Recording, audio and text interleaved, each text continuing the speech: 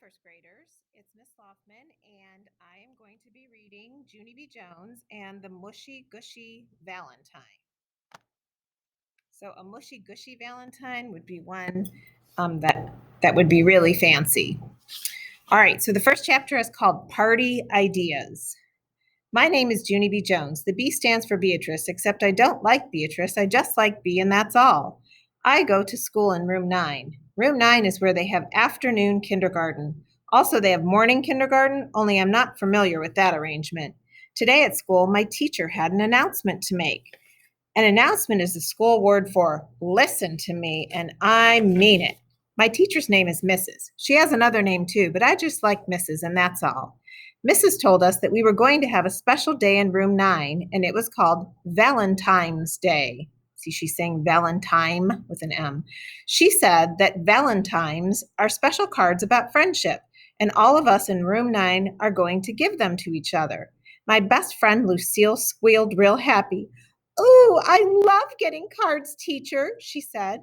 "I especially love getting the kind with money in them, 'cause money is my favorite kind of mail." "Me too, Lucille," I said. "Money's my favorite kind of mail, too. Plus, also, I enjoy getting the Publishers Clearinghouse sweepstakes." That was a magazine that maybe you could win something? Mrs. did a chuckle. "Well, I'm sorry, girls, but I'm afraid there won't be any money in our Valentines," she said. "In room 9, we will just be sending happy wishes to each other, but it will still be lots of fun." And then she smiled. "We will be making a special Valentine box to hold all of our cards, and on the day of our party, I will personally deliver the cards to each one of you," she explained.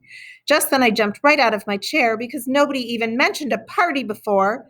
"Hooray!" I yelled. "Hooray for parties! Can we have cake and donuts, Mrs.? And what about cheese popcorn and cotton candy and pretzels and candy apples?" And then I thought some more. "Plus, also, we're going to need some red licorice and peanut butter cups, probably, and chocolate-covered raisins. Oh, yeah, and malted milk balls and gummy bears." I looked over at her. "Maybe you should be writing all this stuff down," I said. Mrs. shook her head no. She said we would have cupcakes, punch, and candy hearts. I sat back down very disappointed, because not much thought went into that menu, that's why. Lucille stood up. "What kind of punch, teacher?" she said. "Will it have fresh raspberries and strawberries floating in it? My Nana's caterer," that's her person who makes all their food, "always puts fresh raspberries and strawberries in our punch, and it is delicious." And after that, Lucille twirled around in her fluffy dress. "And what about dancing? I'm learning ballroom dancing at my expensive dancing school, and so I'd be happy to teach all the children who are cheaper than me." Mrs. stared at Lucille for a long time. "How very generous of you," she said finally. "But I don't think we're going to be doing any ballroom dancing, Lucille." Jamal Hall waved his hand in the air. "Then what about a puppet show?" he asked. "If we can't have dancing, can we have a puppet show?" "Yes," said a girl named Lenny, "or else maybe we could hire a magician to come to our party." "Or what about a wild animal act?" asked a boy named Roger, "like a grizzly bear or a sea lion." That wouldn't work, would it, boys and girls? Just then a boy named Polly Allen Puffer ran right to the front of the room, and he jumped up and down and all over the place. "No, wait, I've got it. I've got it," he shouted real excited. "We could hire some of those jugglers who juggle chainsaws." And after that, room 9 clapped and whistled and hooted and hollered, because who doesn't love chainsaw jugglers? That's what I would like to know. And after we finished clapping, we looked at Mrs., and Mrs. had her head on her desk, and her eyes were staring out the door. And then all of the children in room 9 got very quiet because Mrs. was scaring us a little bit. Plus, also, we were out of party ideas.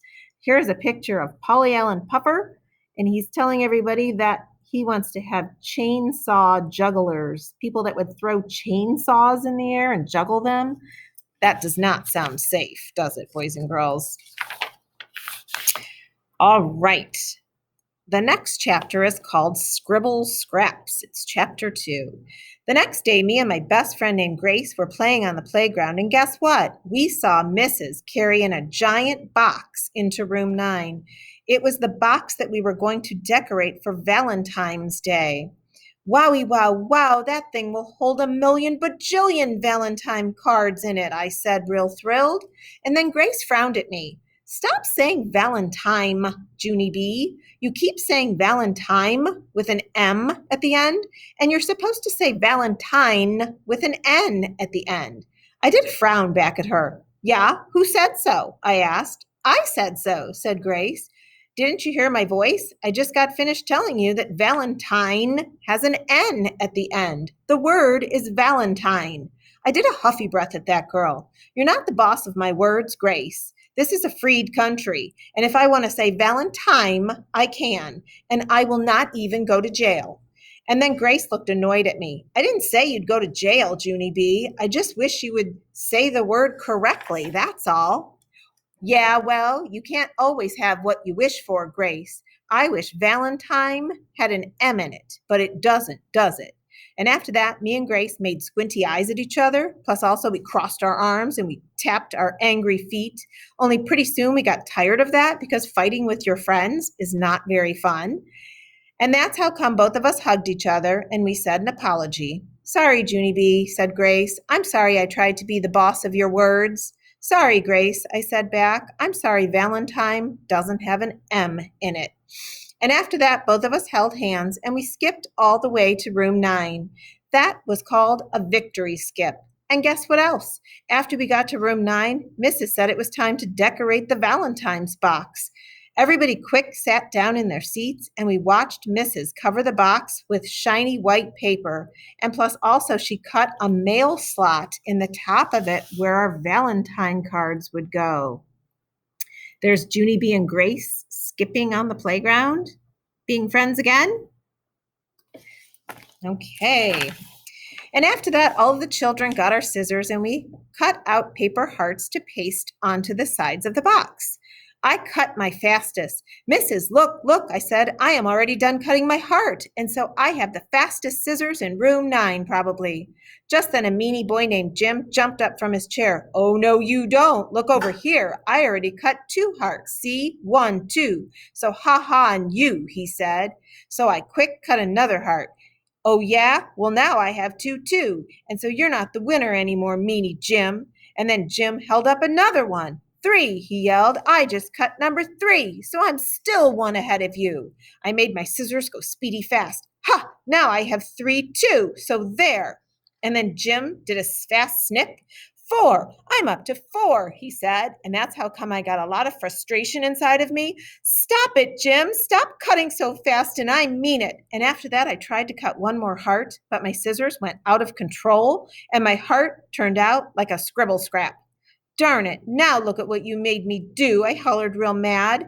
And all of a sudden, a big hand came flying over the top of my head, and it snatched my scissors right out of my fingers. I bent my head back to see who it was, and it was Mrs. I did a gulp. I was afraid it was you, I said kind of soft. And then Mrs. went to Jim's table and she snatched his scissors out of his hand too. And so me and him had to sit in our chairs for the rest of the day, and we didn't get to decorate the Valentine's box because our cutting days were over, and that's why. And our pasting days never even got started because they were fighting about who could do more Valentine hearts. All right, boys and girls, that was chapters 1 and 2, and we will read the next chapter tomorrow. Bye.